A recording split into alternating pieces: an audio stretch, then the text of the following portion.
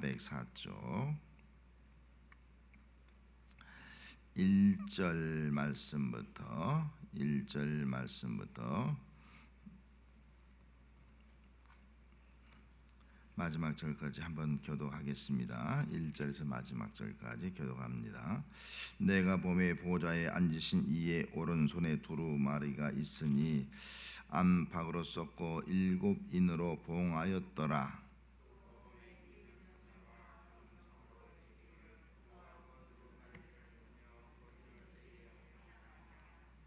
하늘 위에나 땅 위에나 땅 아래에 능히 그 두루마리를 펴거나 보거나 할 자가 없더라.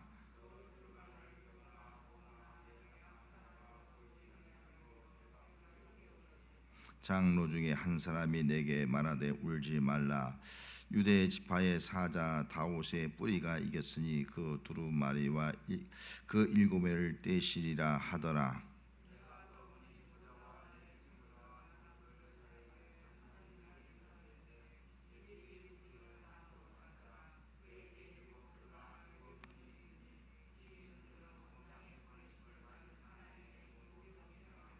그 어린 양이 나와서 보좌에 앉으신 이의 오른손에서 두루마리를 취하시니라.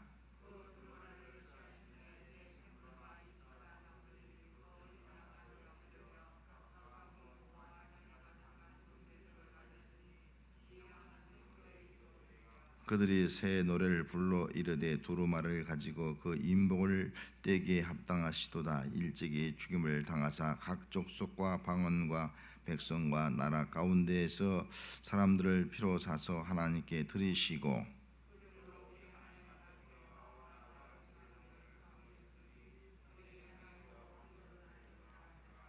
내가 또 보고 들음에 보좌와 생물들과 장로들을 둘러선 많은 천사의 음성이 있으니 그 수가 만만이요 천천이라.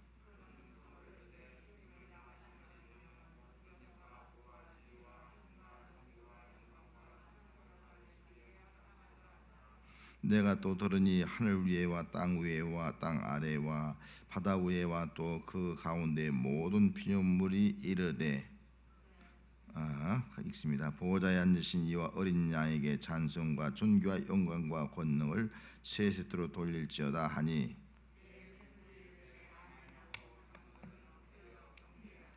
아멘. 오늘 5장 말씀을 보도록 하겠습니다. 자, 5장은 크게는 5장에는 두루마리와 어린 양에 대한 내용이 기록되어 있습니다. 핵심 단어가 두루마리와 어린 양. 그럼 두루마리는 하나님의 말씀을 의미하고 있거든요. 하나님의 말씀의 가장 핵심이 뭐냐? 결국은 우리를 구원하는 거예요. 우리를 구원하는 거.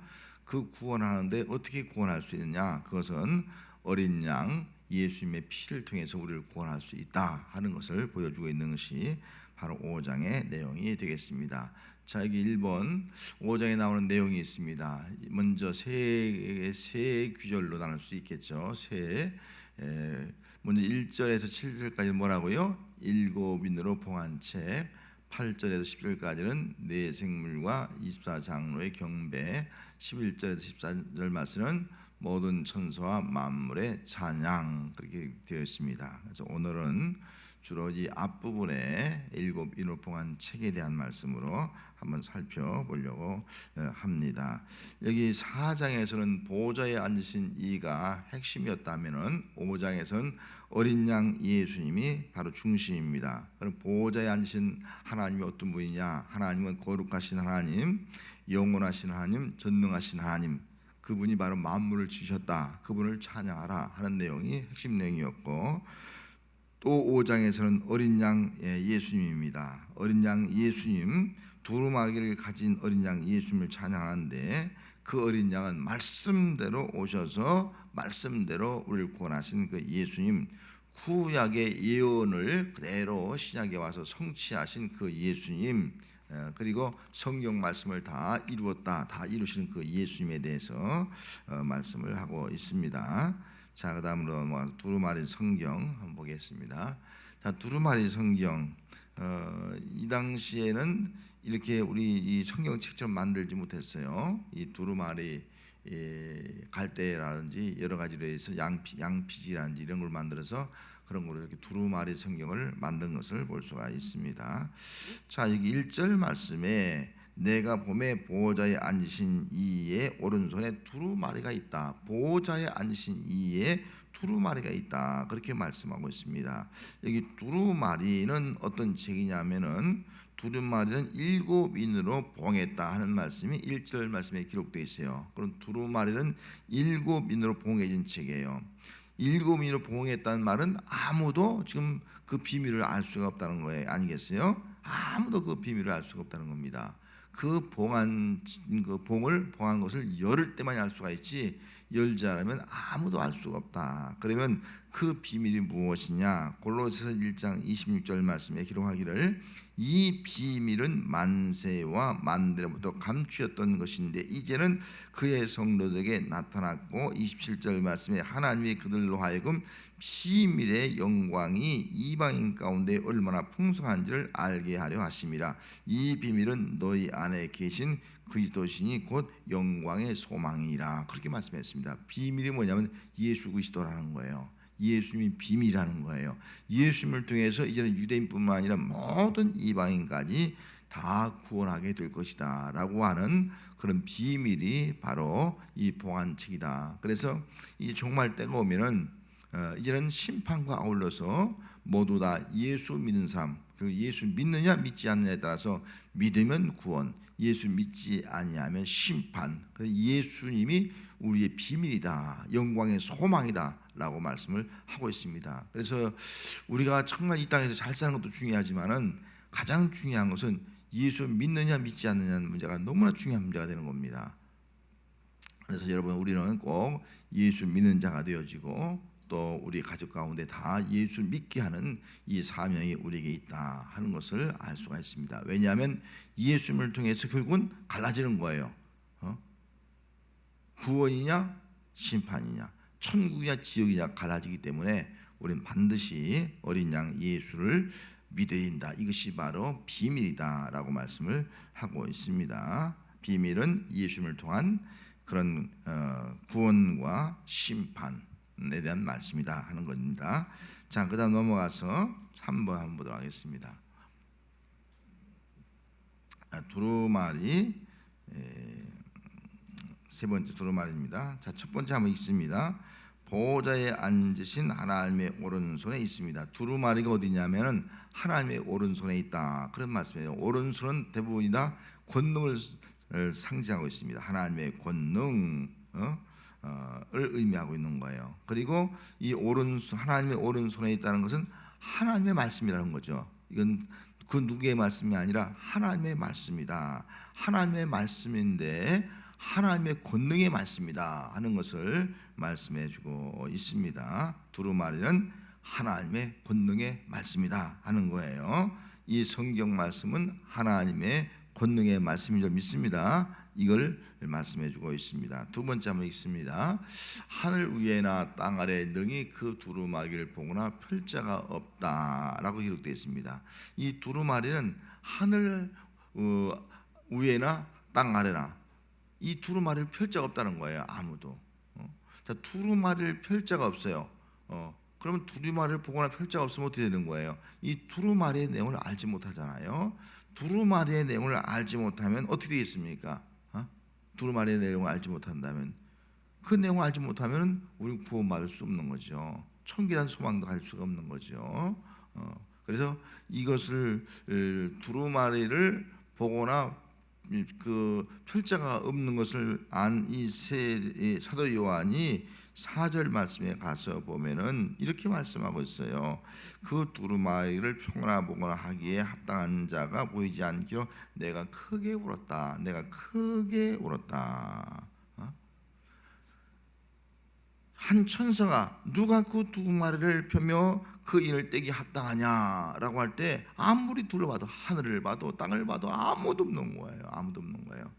이것을 바라본 사도 요한이 지금 크게 울었다, 통곡하면서 울고 있어요. 왜 울고 있습니까? 이 비밀을 알지 못하면 결국은 자신도 아울러서 모든 사람도 하나님의 비밀을 알지 못하기 때문에 구원의 자리에 이를 수 없기 때문에 또 장차 올 그런 환난과 또 이루어질 새하늘과 새 땅에 대한 그런 준비를 할 수 없기 때문에 무지하게 되기 때문에 그가 크게 울었다 하는 것을 여기서 볼 수가 있습니다. 다시 말하면 심판을 받을 사람들, 하늘의 비밀을 알지 못하고 심판받을 사람을 바라고 우는 겁니다.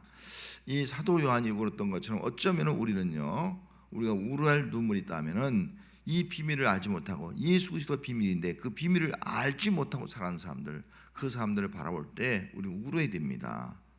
저 사람들 영혼을 보고 울어야 되는 거예요. 왜? 저들이 장차 심판과 멸망 가운데 갈 수밖에 없기 때문에 저들을 바라보면서 울 수 있는 그런 모습, 이것이 바로 사도 요한의 모습이요, 또 오늘 이 시대에 우리 예수 믿고 구원받은 성도의 모습이 되어야 할 줄로 믿습니다. 자, 그다음 네 번째 한번 또 넘어가도록 하겠습니다. 자, 두루마리죠. 자, 두루마리를 펼자가 누굽니까? 펼자가 누군가 하는 것을 보여주고 있어요. 자, 펼자는 5절 말씀에 기록되어 있어요. 장로 중에 한 사람이 내게 말하되 울지 말라, 울지 말라. 이 두루마리 펼자가 있다는 거예요. 그 펼자가 첫째로 누구라고요? 유다 지파의 사자 다윗의 뿌리가 이겼으니, 그렇게 말씀해요. 유다의 지파의 사자 다윗, 그렇게 말씀했습니다. 유다 지파 가운데서 사자가 있다. 이 사자는 왕을 의미하고 있는 것이겠죠. 사자가 있는데 그것이 바로 다윗의 뿌리다, 다윗이 이겼다라는 말씀으로 기록을 해놓고 있습니다. 이 말씀은 결국은 유다 지파의 사자와 다윗의 뿌리는 바로 예수입니다 하는 것을 보여주고 있는 말씀이에요.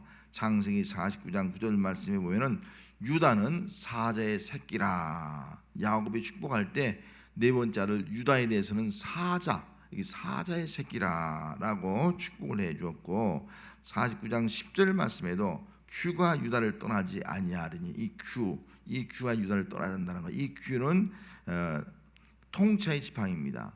통치의 지팡이가 떠나지 않을 것이다. 왕권이 떠나지 않을 것이다. 그래서 이스라엘 나라 12지파 가운데서 누가 왕이 됩니까? 유다 지파가 왕이 되는 거예요. 유다 지파. 유다 지파가 왕이 된다 하는 것을 보여주고 있습니다. 그럼 첫 번째 왕이 누구예요? 사울왕. 사울왕은 어느 지파예요? 베냐민 지파예요. 그렇기 때문에 사울왕은 어찌 보면은요, 이 성경에 언약된 왕의 자격을 갖춘 사람이라고 볼 수가 없는 겁니다. 그 이후에 이제는 다윗이 왕이 되어서 그 왕권이 이어져가고 있는 것을 볼 수가 있습니다. 유다 지파의 사자, 왕권을 이어갈 그런 사람들이 태어나게 될 것을 말씀해 주었고, 그 말씀대로 이루어지게 되었습니다.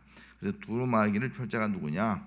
다윗 지파에서 난 왕이 다시 말해서 다윗 지파에서 온, 다윗의 후손으로 온 예수 그리스도가 바로 이 두루마기를 펼자다 하는 겁니다. 자, 두 번째는 뭐라 했습니까? 죽임당한 어린 양. 그렇게 말. 죽임당한 어린 양이 이 두루마리를 보거나 펼자라는 거예요. 열자라는 거예요. 그럼 죽임당한 어린 양의 근본은 어떤 거예요? 이스라엘 백성들이 애굽에서 구원받을 때 유월절 날 그들에게 어떻게 했습니까? 어린 양을 죽게 만들었지 않습니까? 어린 양을 잡아서 죽여서 그 피를 문설주에 바르라.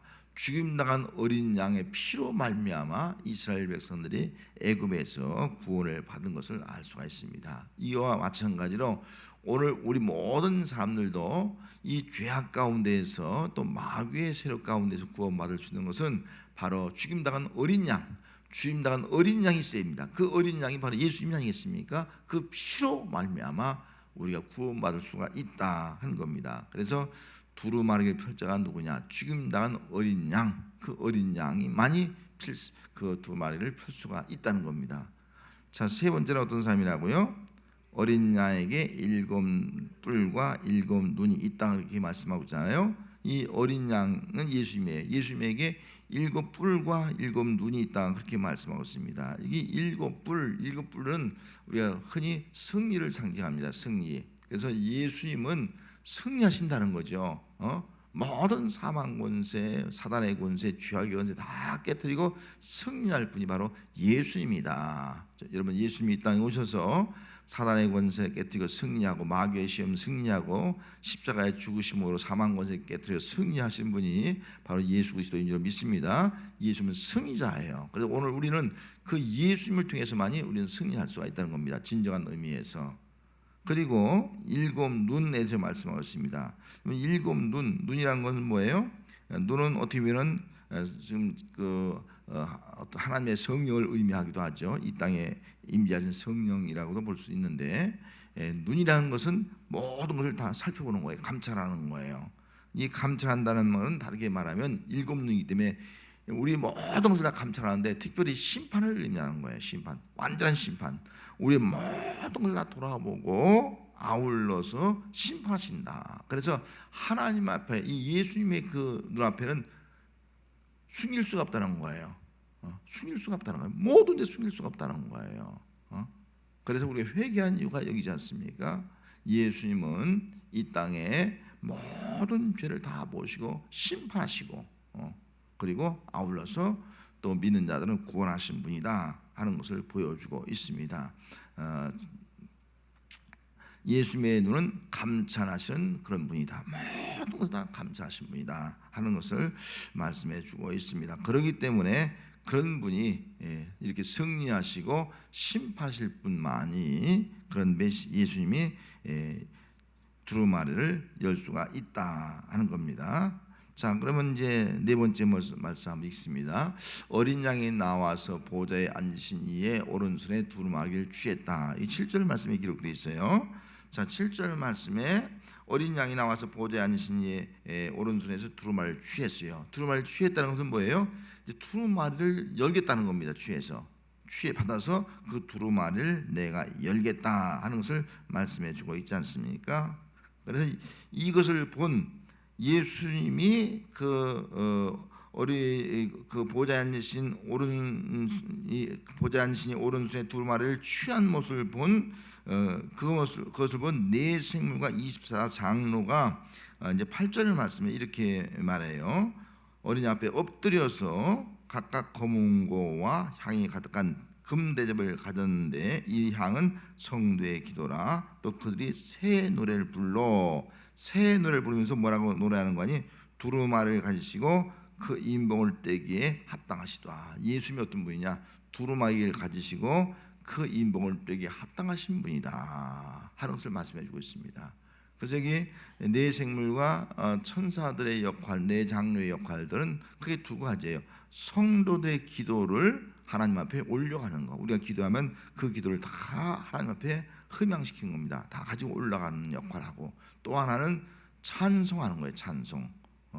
예수 그리스도로 말미암아 구원받은 구원의 은총을 찬양하는 거. 이것이 바로 천사의 모습이다 하는 것을 여기서 말씀해 주고 있습니다. 그래서 어린 양 예수, 그분이 이 인봉한 말씀을 떼게 가장 합당하신 분이다 하는 것을 고백을 하고 있습니다. 그래서 두루마기를 뗄 자가 누구냐? 그분은 유다 지파의 사자, 죽임당한 어린 양, 그리고 일곱 뿔과 일곱 눈을 가지고 있는 예수, 그리고 결국은 그 두루마기를 취한 그분, 그 어린 양, 그 예수님이 바로 두루마리를 취해서 두루마기 봉한 것을 다 열게 된다. 그래서 앞으로 이제 두루마리가 열어지는 말씀들이 뒤에 나타나게 됩니다.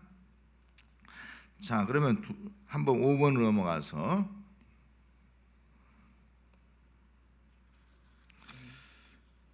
자, 한번 읽습니다. 두루마리 책의 정체는 무엇일까? 첫째는 뭐라 그랬어요? 하나님의 오른손에 있다. 아까 말씀드린 오른손은 뭐라고요?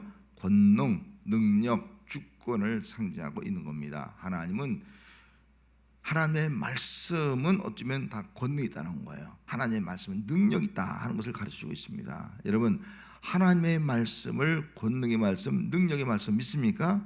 그 믿으면 그 능력의 말씀이 우리에게 임하는 거예요. 우리 그 능력의 말씀을 가지고 또 능력 있는 그런 우리가 삶을 살아갈 수 있게 된다 하는 겁니다. 그리고 하나님의 오른손에 있다는 말은 하나님의 주권이라 했죠. 모든 것은 뭐예요? 하나님의 주권에 의해서 결정된다는 거죠. 결국은 하나님의 주권에 의해서 다 이루어지게 된다. 이게 우리 믿음이에요.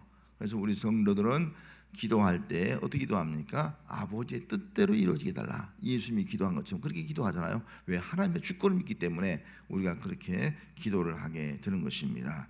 하나님은 하나님의 말씀이 오른손에 있다는 것은 이 성경 말씀은 하나님의 권능의 말씀이고 결국은 이 말씀이 하나님의 말씀인 동시에 하나님의 뜻대로 하나님 주권대로 다 이루어지는 말씀이다. 다 이루어진다. 하나님 말씀은 하나님의 주권대로 다 이루어진다. 뜻대로 이루어진다 하는 그런 말씀을 보여주기 위한 겁니다. 여러분 성경 말씀을 대할 때마다 하나님의 능력을 체험하고 하나님의 뜻대로 이루어짐을 우리가 경험할 수 있고 또 우리 삶 가운데도 그 말씀대로 이루어지는 그런 삶을 살아가는 은혜가 함께 해야 될 줄 믿습니다. 자, 그다음 하나님 말씀 뭐라 했어요? 안팎으로 기록되고 일곱인으로 봉해졌다. 이게 안팎으로 기록되어 있다는 거야. 안쪽 바깥쪽으로 다 기록되어 있다라고 말씀을 하고 있습니다. 안팎으로 기록되는 것은 이중적이죠. 한쪽은 구원, 한쪽은 심판. 그렇게 볼 수 있어요. 안팎으로 심판과 구원 이렇게 기록되어 있다라고 볼 수가 있습니다. 그리고 심판에 대해서는요 주로 애가, 애곡, 그 다음에 재앙 이런 것들이 앞으로 임하게 될 것이다 하는 말씀이 기록되어 있고 또 그런 가운데서 한편으로는 믿는 자들은 환난 가운데 지키시고 구원하실 것이다 하는 이중적인 것들이 쭉 기록되어 있는 것이 바로 이제 요한계시록의 말씀이 되겠습니다. 그리고 세 번째 있습니다. 일곱인으로 봉해져 있다. 그렇게 말씀했죠. 일곱인으로 봉해졌어요. 완전히 봉해졌다는 거죠. 완전수니까. 자, 일곱인으로 봉해졌기 때문에 세상 종말에 대해서는 우리 인간은 절대로 알 수 없다는 거예요. 아무도 알 수 없다는 거예요. 하나님 외에는 아무도 알 수 없다는 거예요. 그 누구도 알 수 없다는 거예요. 종말에 대해서 그 시, 일시 이런 것을 이야기한다면 그 다 그건 가짜고 거짓이 되는 거예요. 그래서 우리는 아무도 우리 미래 종말에 대해서 알 수가 없다. 그러나 알 수 있는 분은 한 분이에요. 누구예요? 바로 예수 그리스도밖에 없다는 겁니다. 열쇠를 가진 그걸 열 수 있는 예수님밖에 없다 하는 것을 우리가 기억을 해야 됩니다. 그래서 다니엘서 8장과 12장에 가서 보면 이런 말씀이 기록되어 있어요. 세상 나라가 망하고 또 정한 때의 끝이 있다는 거예요. 정한 때의 끝이 있는데 정한 때의 끝은 세상 나라가 망한다는 거예요. 세상 나라가 망하면서 또 아울러서 그 다니엘서 12장에 보면 큰 환란이 있다는 거예요. 이제 앞으로 나올 그 대환란, 큰 환란이 있다는 거예요. 그 환란이 있는데 정한 끝에 큰 환란이 있고 큰 환란이 있을 때에 세상 나라가 망하고 하나님의 나라가 도래하게 된다 하는 것이 바로 다니엘이 예언한 8장과 12장의 내용입니다. 그래서 이 말씀도 동일하게 요한계시록의 말씀은 정한 때 끝이 있는데 그 끝은 우리는 알 수가 없어요. 끝이 있는데 그 끝때가 되면 앞으로 큰 환란이 임하게 될 것이다. 우리 시대에 큰 환란이 임하는데 그 환란 가운데에서도 하나님의 생명책에 기록된 자는 다 구원을 받을 것이다. 어린 양 예수의 생명책에 기록된 자는 다 구원을 받을 것이다 라고 다니엘서 12장 1절 말씀에 기록되어 있어요. 그 말씀 그대로 이 요한계시록에도 생명책에 그 이름이 기록된 자는 다 구원을 받을 것이다 라고 말씀하고 있습니다. 여러분 우리의 이름이 예수님이 있고 생명책에 기록된 성도가 된 줄로 믿습니다.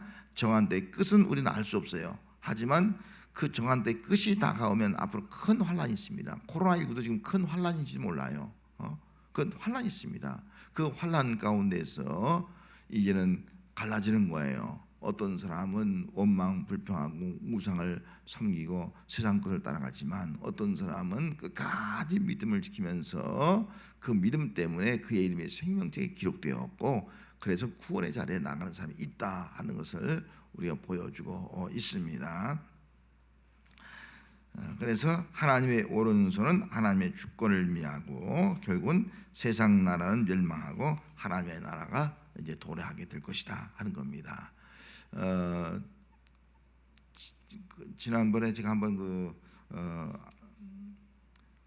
주일날 오후에 2012인가나 그런 영화를 제가 잠깐 봤어요. 보다가 피곤해서 그냥 잠들었어요. 앞에 좀 보다가 잠들었고 나중에 1시간 잤나요? 한 시간 반. 딱 떴는데 아직도 그 영화 하고 있더라고요. 텔레비 켜놓고 잤으니까 하고 있더라고요. 근데 그 영화의 그 마지막 부를 보니까 결국은 현대식 배죠. 배인데 노아 방주가처럼 다 갇혀 있는 거예요. 화산이 폭발하고 지진이 나고 온 땅이 다 홍수로 가득 찬 거예요. 근데 그 안에 사람들이 탔는데 그 기계가 고장이 났어요. 안에 톱니바퀴가. 그래서 큰 섬, 그 높은 산과 충돌하면 이게 부서질 수밖에 없는 위기에 놓였을 때 어떤 사람이 목숨을 걸고 가서 그 톱니바퀴에 어떤 것을 빼앗고선 구사일선으로 사는 그런 장면이 기록되어 있거든요. 그리고 그들은 우리가 갈 수 있는 곳은 저 희망봉밖에 없다. 그래서 희망봉으로 배를 돌리는 그런 장면을 봤어요. 여러분, 이게 큰 환난을 때는요 정말 노아 홍수 시대처럼 그렇게 될 가능성도 많아요. 물론 불심판을 의미하고 있죠. 여러분, 지진이 지금 뭐 충주에서 지진이 일어나고 막 지진이 여기서 막 일어나고 있지 않습니까? 지진, 홍수, 또 어떤 전쟁, 이번에도 어디 그 폭파 사건이 일어나지 않습니까? 이런 일이 일어나면은 결국은 다 하여튼 다 이 땅은 다 이제 뭐 물로 가득 차는 거예요. 북쪽에서 빙하가 놓으면 다 물로 차는 거예요. 노아 홍수 때쯤 그렇게 되는 거예요. 그럼 이 땅이 다 사라지는 거예요. 세상 날은 사라지고 그리고 새로운 하나님의 나라가 도래한다 하는 것을 노아 시대에 보여주고 있고 또 오늘 이 말씀을 통해서도 우리에게 보여주고 있습니다. 그래서 요한계시록은 결국은 큰 환난을 겪으면서 이 땅은 다 망하고 그리고 새로운 하나님의 나라가 이루어지게 된다 하는 것을 보여주고 있는 것이 바로 요한계시록의 내용이 되겠습니다. 세상 나라는 이대로 멸망하고 하나님의 나라는 어떻게 한다고요? 다시 도래한다. 이것이 바로 분명한 하나님의 말씀인 거예요. 할렐루야. 여러분, 우리가 이 말씀을 분명히 또 믿을 수 있기를 바랍니다. 자, 6번째 한번 읽습니다. 시작. 이 책은 누가 개봉할 것인가? 누가 열 것인가죠? 자, 누구라고요?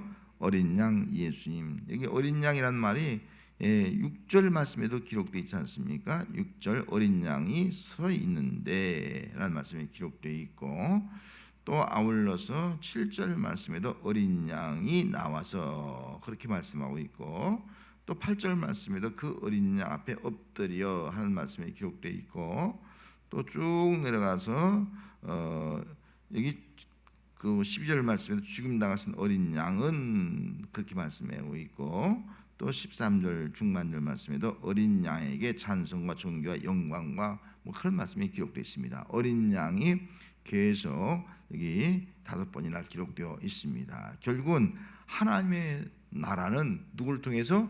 어린 양을 통해서 도래가 된다. 어린 양을 통해서만이 하나님의 구원이 이루어지고 하나님의 나라가 성취된다 하는 것을 말씀해 주고 있습니다. 큰 제목, 오직 예수님만이 하나님 나라의 도래를 이룰 수 있는 분이다. 할렐루야. 오직 예수님밖에 없는 거예요. 오직 예수 외에는 없다는 거. 오직 예수님을 통해서 이루어지게 된다는 겁니다. 그럼 왜 예수님을 통해서 이루어지냐라고 묻는다면 예수님은 어떤 분이에요? 죄가 없는 분으로 믿습니다. 예수님은 죄가 없는 분이에요. 그래서 15서 9장 14절 말씀에 하물며 영원하신 성령으로 말미암아 흠없는 자기를 하나님께 드린 그리스도의 피가 어찌 너희 양심을 죽은 행실에서 깨끗하게 하고 살아계신 하나님을 섬기게 하지 못하겠느냐. 여기 흠이 없는 그리스도의 피를 말씀해 주세요. 흠이 없는 그리스도의 피, 그 피만이 우리를 살 수 있고 그리고 하나님을 섬기게 할 수 있다. 그래서 예수님의 피는 예수님은 흠이 없는 예수님을 믿습니다. 그분만이 우리를 구속할 수가 있다는 거죠.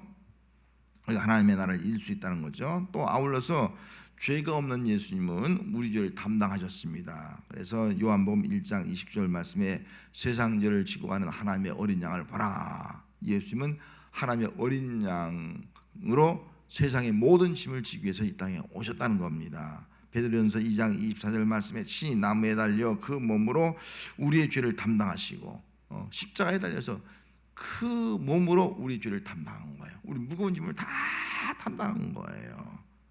우리도 죄에 대하여 죽고 의에 대하여 살게 하려 하십니다. 그렇게 말씀하고 있습니다. 예수님은 우리의 죄를 다 담당하셨다. 죄가 없는 예수님은 우리의 죄를 다 담당하셨다라고 말씀하고 있어요. 그 다음에 죄를 단번에 영원한 속죄, 단번에 영원한 속죄해 주었다 하는 겁니다. 히브리서 9장 10절 말씀에 염소와 송아지 피로 아니하고 오직 자기 피로 영원한 속죄를 이루사 자기 피로 우리의 죄를 영원히 다 사해 주었다. 그래서 우리가 예수님을 통해서만이 구원을 받게 되고 그런 예수님을 통해서만이 이 땅에 하나님의 나라가 이루어지고 또 그 하나님의 나라에 들어갈 수 있게 되는 줄로 믿습니다. 이게 바로 우리의 모습이에요. 자, 7번째 한번 보겠습니다. 자, 7번째 뭐라 했습니까? 사자와 어린 양. 사자 어린 양. 여러분 어떻습니까? 어울립니까? 전혀 어울리지 않는 단어예요. 전혀 어울리지 않습니다. 한번 읽습니다. 5절과 6절에서 말하는 사자와 어린 양은 성경에서 예언되었다. 그럼 사자 어린 양이 뭐냐? 자, 5절 읽습니다. 유다 지파의 사자. 사자는 유다 지파의 사자를 의미하고 있어요. 조그만 글씨가 보일지 모르겠네요. 한번 읽습니다. 유다는 사자 새끼로다. 내 아들아 너를 움킨 것을 짚고 올라갔도다. 그가 엎드리고 웅크림이 수사자 같고 암사자 같으니 누가 그를 범할 수가 있으랴. 이 사자라는 거예요. 아무도 사자를 범할 수 없고 사자를 이길 수 없다는 겁니다. 그래서 사자는 바로 예수를 의미하고 있는 거죠. 예수님이 어떤 분이냐? 사자 같은 분이라는 거예요. 사자가 뭐예요? 동물의 왕듯이 말이죠. 예수님은 모든 만왕의 왕이라는 거예요. 그래서 모든 것을 이길 수 있고 그리고 모든 것을 다스리는 분이 바로 사자다. 그런 의미로 사자라고 말씀하고 있습니다. 사자. 그 다음에 또 누구라고 했습니까? 보좌와 네 생물과 장로 사이에 어린 양. 어린 양이에요. 어린 양이 보좌와 네 생물과 장로 사이에 지금 어린 양이 있는데 그 어린 양이에요. 그 어린 양은 성경 말씀 같이 읽습니다. 시작. 그가 곤욕을 당하여 괴로울 때도 그의 입을 열지 아니하였으며 마치 도수장으로 끌려가는 어린 양과 털 깎는 자 앞에서 잠잠한 양같이 그의 입을 열지 아니하였다. 예수님을 의미하고 있는 거예요. 이사야 53장 7절에 예언한 말씀 아니겠습니까? 예수님은 어떤 분이냐? 마치 도수장으로 끌려가는 어린 양 같다는 거예요. 아무런 힘도 없어. 그냥 끌려가는 거예요. 그냥 죽음의 자리에 앉아서 끌려가는 거예요. 잠잠한 양이요. 입을 열지도 않아. 고통스러워도 그냥 입을 열지도 않아. 비명도 안 질러. 살려다는 말도 없어. 그냥 힘없이 끌려가는 거예요. 예수님께서 지금 십자가에 못 박기 위해서 그 십자가를 지고 끌려가는 모습을 의미하고 있어요. 아무런 힘이 없어. 이것이 바로 양의 모습이에요. 양. 양은 짐승 중에서 가장 약한 짐승이에요. 사자는 강한 짐승이라면 양은 가장 약한 짐승이에요. 눈이 나빠갖고요 적들이 오는 가도 몰라. 눈이 나서 다리가 힘이 없대. 양은 다리가 힘이 없어서 느려. 도망도 못 가. 느려. 한번 넘어지면 잘 일어나지도 못한대. 한번 넘어지면 몸이 둔해서. 그러니 자기 자신을 방어할 수도 없어요. 상대 어떤 다른 짐승들을 통해 나를 지킬 수도 없고 싸울 수도 없어. 가장 약한 것이 양이라는 거예요. 뭐 다람쥐 같으면 피하기도 하죠. 쥐새끼 같으면 도망치기도 하죠. 뭐 사슴 같으면 막 뛰기도 하죠. 이건 뭐 앞에 잘 보이지도 않지. 저기 왔는지도 모르지. 그냥 걸음걸이도 삐뚤삐뚤거리지. 한번 넘어져 일어나지도 못하지. 한 가지 특징은 듣는 건 잘하는데 듣는 것. 목자의 음성을 듣고 따라가는 것, 그건 잘한다는 거예요. 양은 이렇게 약한 짐승이라는 거예요. 도달장 끌려가는데 아무런 힘도 한번 쓰지 못하는 그 예수님을 의미하고 있는 겁니다. 여러분, 예수님은 십자가에 죽으셨지만 만왕의 왕으로 죽으신 줄 믿습니다. 어린 양처럼 끌려간 거예요. 끌려갔지만 아무런 힘 없이 끌려갔지만은 그분은 정말 우리를 구원하기 위해서 그렇게 양같이 끌려간 거예요. 그러면 예수님은 어떤 분이냐? 바로 양으로 끌려가서 우리의 죄를 다 담당하시고 십자가에 죽으신 예수님. 그리고 그분은 십자가에 죽으셨지만 부활해서 영원히 우리를 다스리는 가장 강한 왕 중에 왕, 만왕의 왕 되신 그 예수님, 그 예수님이 바로 이게 사자와 어린 양을 의미한다는 겁니다. 사자이신 예수, 어린 양이신 예수, 왕이신 예수, 또 어린 양으로 우리를 구속하신 예수. 이런 왕이신 예수를 믿으시면 합니다.